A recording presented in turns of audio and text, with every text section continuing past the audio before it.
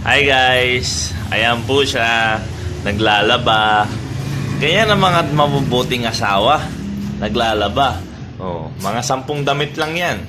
Pagod na siya. Mas mabuti kung umalis ka sa kanito talaga. Saan? Umalis ka dyan. 10 damit lang po yung nilalaban niya pero pagod po siya. Yan. Ayan po siya.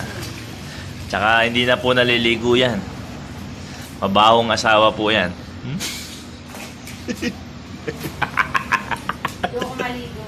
3 days. Mabahong asawa po yan. Yan. Ganyan po ang ano. O yung brief mo, may takla pa. Tingnan niyo po kung paano maglaba. Si Bonaby. Yan. Yan. Sanay na sanay pong maglaba yan. Kasi dito, araw-araw niya pong ginagawa yan. Baka masugatan yung mga kamay mo, ha? Loko. Oo nga eh, naman wala na. Loko.